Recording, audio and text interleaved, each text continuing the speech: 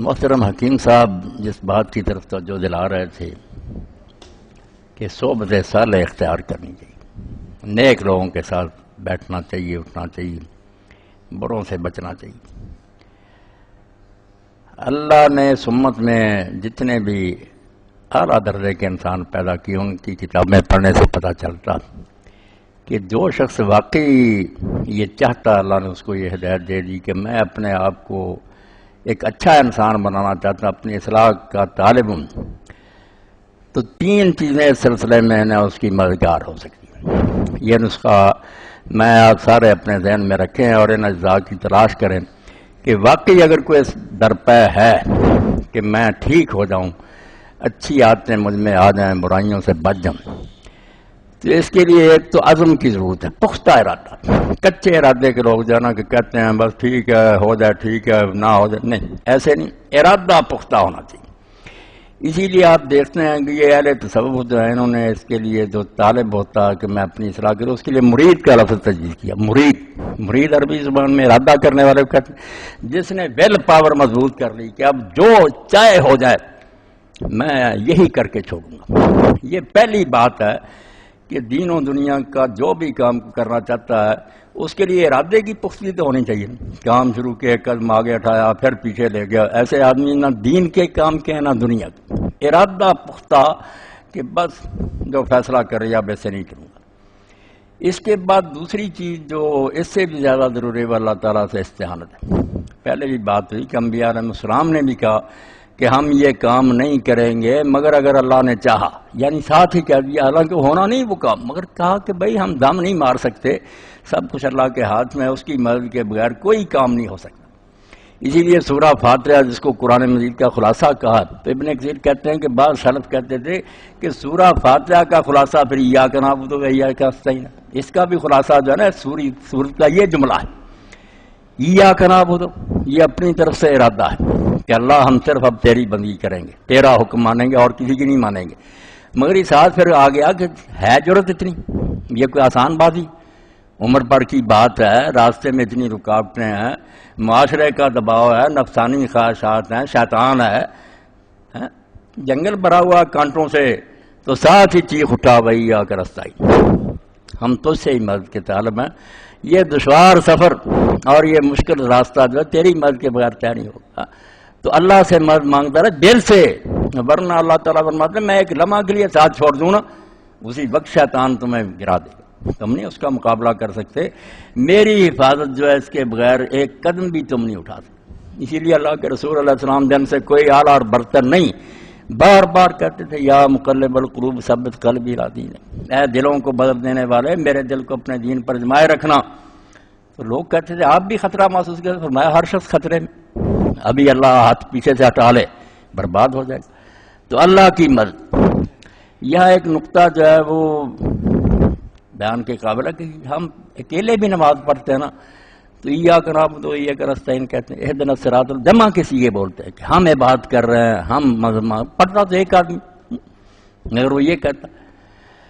تو ایک بات تو جو اللہ کے نیک بندوں کے ذہن میں آئی وہ اور ہے، انہوں نے یہ سوچا کہ جب آدمی کسی کے ہاتھ کوئی چیز بیچے نا، شریعت کا مسئلہ، اس میں کچھ چیزیں اچھی ہوں کچھ بری ہوں، اب وہ آدمی اگر رکھنا چاہتا سارا رکھنا پڑے گا اس کو، اچھا برا، اور اگر رد کرنا چاہتا سارا رد کرنا پڑے گا۔ یہ نہیں کر سکتا کہ خریدنے والا کیا میں اچھی چھانٹ لوں، نہیں، اگر رد کرنا تو سودا ہوا بیک وقت، اچھی چیزیں بھی ہے بریا تو سارا رد کر دو۔ تو کہتے ہیں جب ہم کہا نا تو اس میں نبی آئے، صحابہ آئے، اولیاء آئے کہ ہم سارے کر، اب ہم گندے بھی ان میں شامل ہیں، جیسے اتحیات میں پڑھنا السلام علینا وعلی عباد اللہ الصالحین، نیک بندے بھی ہیں مگر ہم جیسے گناہگار بھی۔ اب وہ قانون شرعی جو اللہ نے خود مقرر کے یا تو پوری بے فسق کرے کہ نیکوں کی بھی ساتھ ہی نیکیاں گئی میں نہیں قبول کروں، یا پھر ساتھ ہی ہم گناہگاروں کا بھی جو گندا مندہ ہے اس کو بھی قبول کریں۔ اور ایک بات جو شیخ ابن عربی رحمۃ اللہ علیہ نے فرمائی کہ اصل میں جب آدمی تنہا نماز پڑھتا ہے نا، سوچنے کی بات دل میں بٹھایا کریں یہ نقطے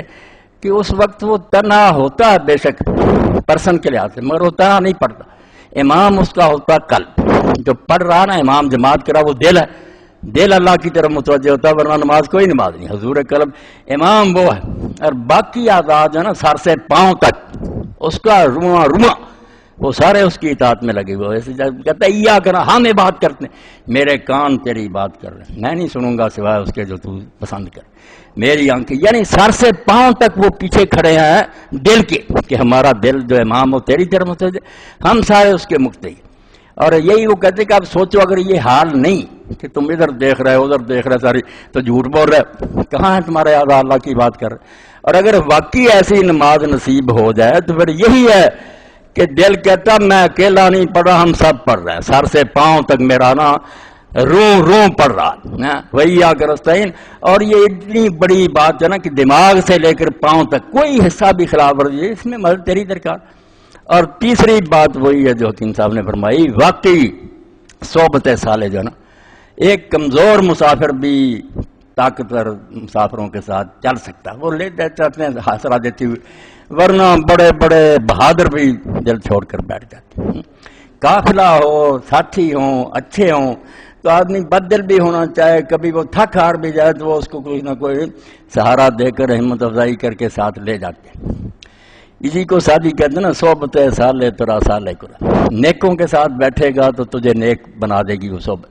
صحبت تالے ترا تالے کرا, بروں کے پاس ایک وری بھی بیٹھنا شروع کر دے گا بے دین ہو جائے گا. کسی دن دیکھیں گے لوگ شراب پینے لگا, زنا کرنے لگا, نیکی چھوٹ گئی. تو یہ صحبت بہت بڑی بات ہے, یہ پختہ ارادہ, اللہ سے مدد اور اچھے ساتھی تلاش کرو, یہ اس کے لیے بڑے مددگار ہیں. جب موقع ملے اچھے لوگوں کے پاس جائے, اور اگر کوئی اچھے ساتھی نہ نصیب ہوں تو یہ بھی اللہ کا انعام ہے کہ قلم اس نے ایجاد کر دیا, قلم سے نیک لوگ حالات لکھ گئے, وہ ایسی چیزیں لکھ گئے کہ اگر آج کوئی مرشد اور عالم نہ بھی ملے, آدمی وہ اچھی کتابیں ان کو اپنا بنا لے, ہمدم اور ہم ہونے تنہائی میں پڑھے. آپ یقین جانے جیسے عالم سب بیٹھا سمجھا رہا ہے اس طرح کی کتابیں, جیسے شادی کا شاید حوالات دے رہے تھے حکیم صاحب,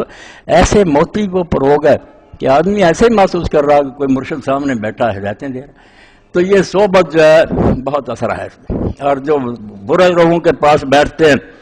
خراب ہو جاتے ہیں. اب قرآن مجید سے مثال لی شادی رحمۃ اللہ علیہ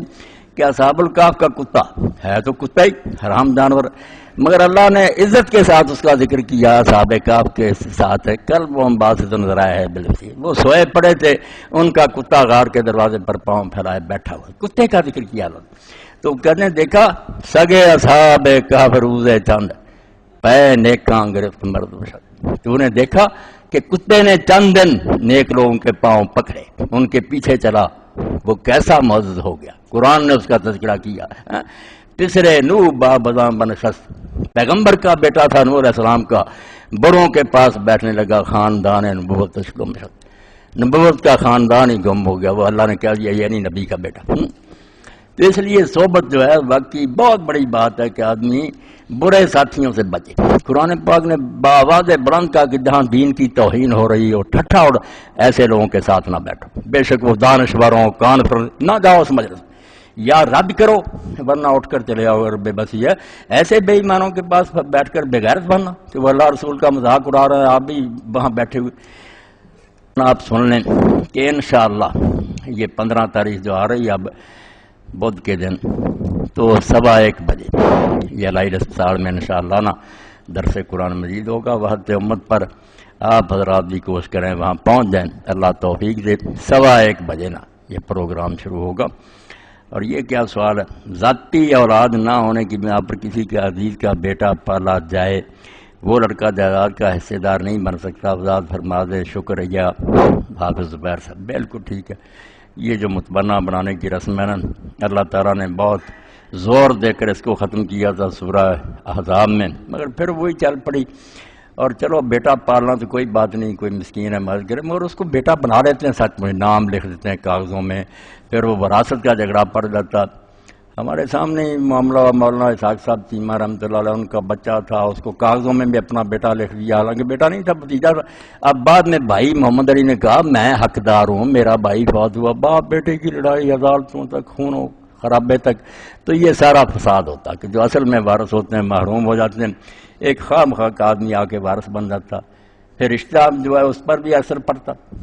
میں نے سنا ایک آدمی سے کہ اب ایک آدمی نے بیٹا بنا لیا تھا,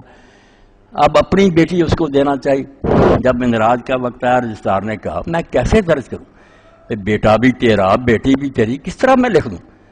اب وہ کہتا نہیں وہ تو میں نے یوں ہی لکھا، وہ کہتا یوں ہی لکھا مگر کاغذ تو جو ہے نا اجازت نہیں دیتا، میں کیسے اب بلدیت جو ہے اس کا کیا کروں؟ تو یہ خواہ مخواہ کی خرابیاں جس کی وجہ سے اللہ نے اس کو ختم کیا. اور پھر جو معاشرتی خرابی کہ وہ بیٹا تو نہیں اصل میں ہوتا، اب بالغ ہو گیا، اس کے سامنے اس آدمی کی اگر بچیاں وہ بھی بے پردہ آئیں، دوسری کیسی خرابی ہے کہ ایک غیر آدمی اس کو خواہ مخواہ آپ نے گھر میں گھسیڑ لی.